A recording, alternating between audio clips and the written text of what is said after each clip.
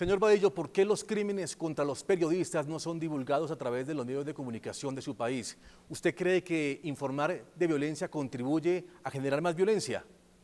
Por supuesto que no, al contrario, es nuestra función y nuestra obligación que los periodistas debemos estar informando la situación, por más cruda que sea, debemos estar reportando lo que está sucediendo en el país. El silencio es un crimen, no podemos callarnos ante lo que está sucediendo.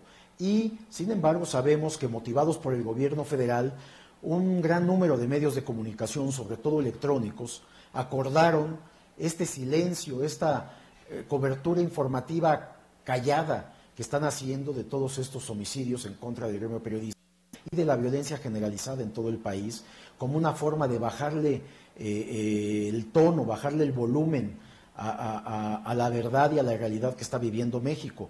Me parece que es un error. La prensa, sobre todo la independiente, estamos atentos a esto y estamos informando puntualmente lo que está sucediendo. Creo que es una obligación ética y moral y profesional de los medios de comunicación, de tal manera que es un error lo que están haciendo muchos medios de comunicación. Permíteme, señor Miguel Vadillo, vamos a Guatemala, nuevamente con Gonzalo Marroquín, presidente de la Sociedad Interamericana de Prensa.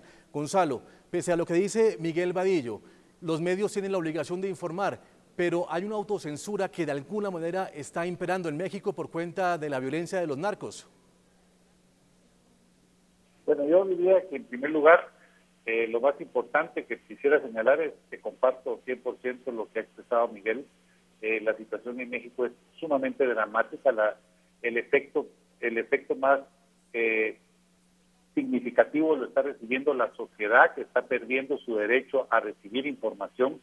Hay que recordar que no solo se ha golpeado ya esta violencia, por supuesto que abarca a todos los mexicanos, pero hubo un caso muy dramático, 2 tuiteros fueron asesinados por grupos del crimen organizado por lo que estaban expresando a través de Twitter, lo que demuestra que ellos están en contra de cualquier persona, medio de comunicación o cualquier periodista que esté informando, y lo que pretenden es simple y sencillamente silenciar sobre el tema del narcotráfico y del crimen organizado a la sociedad mexicana.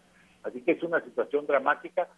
La respuesta del gobierno ha sido muy lenta, la respuesta del Estado mexicano ha sido prácticamente nula.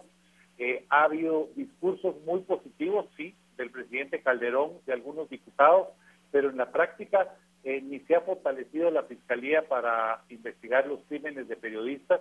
En el Congreso no ha avanzado la ley para federalizar las investigaciones de los asesinatos contra periodistas, y el Ejecutivo ha tenido un pobre programa de protección a los periodistas que no ha logrado los objetivos que se esperaba y con los cuales se inauguró hace un año. Así que es una situación muy dramática, y yo quisiera insistir mucho en lo que la CIP ha venido haciendo, que es sensibilizar. Este no es un problema de los periodistas. Es cierto que en México han sido asesinados 9 periodistas, que es el país donde más peligroso ejercer el periodismo, pero esto va mucho más allá del ejercicio periodístico. Esto tiene que ver con el derecho a la información, el derecho a ser informado, y el daño principal pareciera solo dirigido contra periodistas y medios, pero en realidad el daño fundamental, el daño de fondo es contra la sociedad misma, contra la democracia.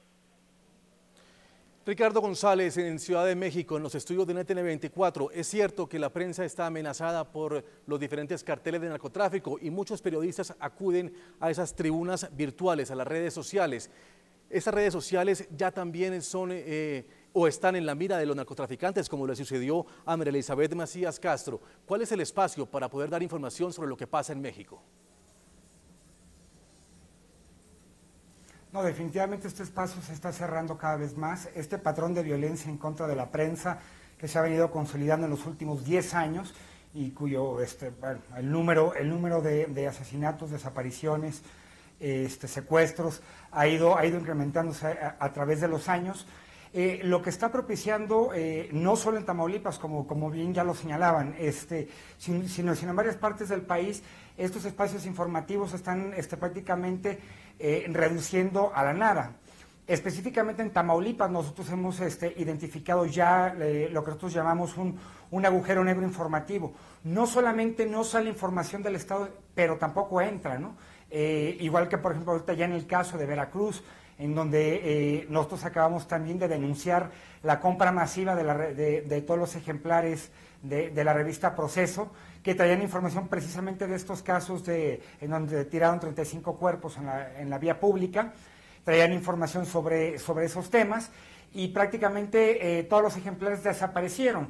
Entonces lo que hay que entender de alguna manera es que esta situación, como bien ya lo señalaba el señor Marroquín, trasciende a la prensa. Es un tema que está realmente poniendo en jaque a la democracia, porque digamos, está en estas vías o plataformas de comunicación a través de Internet, pero que de todos modos no logra y no va a lograr nunca probablemente poder suplir la falta de información en los medios tradicionales, ¿no? A nosotros nos tiene impactados el hecho que precisamente la prensa en Tamaulipas no habló nada acerca de lo que le había pasado a María Elizabeth Macías Castro. Prácticamente es un tema que no se reportó en la prensa local, y eso, Juan Pablo, está teniendo un efecto concreto, no solo en la prensa, sino en la sociedad. Una sociedad sin información es una sociedad que va a sufrir estrés, que va a sufrir los embates de sentirse desprotegida porque no sabe hacia dónde ir. Y es precisamente ahí en donde el Estado mexicano tiene que responder. Ya bien lo señalaba tanto Miguel como el señor Marroquín. La respuesta del Estado ha sido lenta, si es por lo menos que lo que podemos decir. En nuestra experiencia, prácticamente el mecanismo de protección que se había anunciado, pues prácticamente es un elefante blanco que no sirve. Son fondos, casi 25 millones de pesos, que están siendo ejercidos en absoluta falta de transparencia, con absoluta discrecionalidad, porque no se sabe cuáles son los criterios para otorgar este tipo de protección.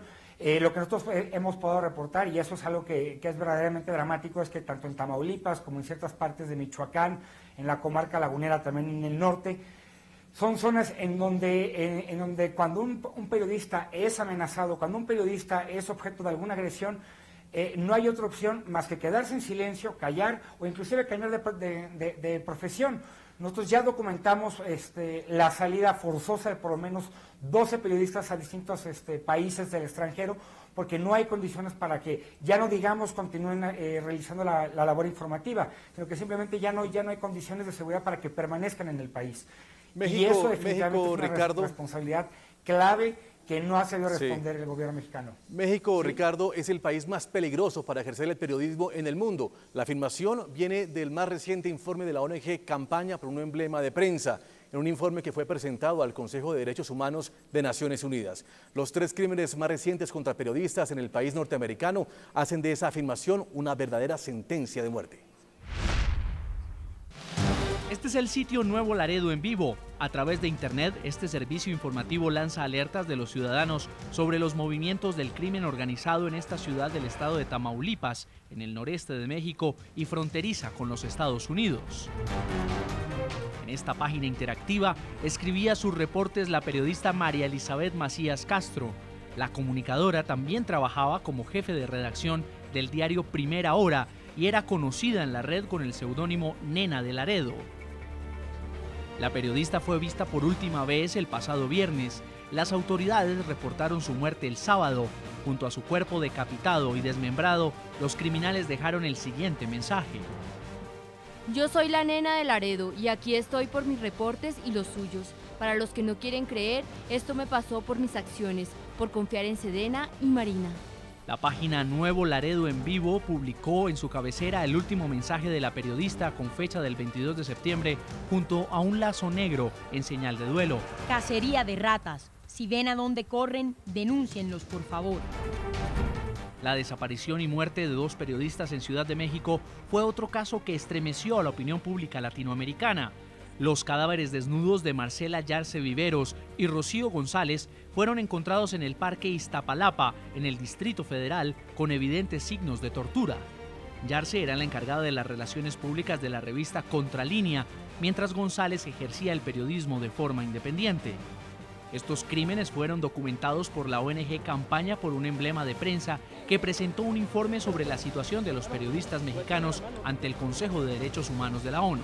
El PEC está particularmente alarmado por el deterioro de la situación en México, el país más peligroso para los periodistas, donde 12 comunicadores han sido asesinados en lo que va del año, incluyendo 7 en los últimos 3 meses.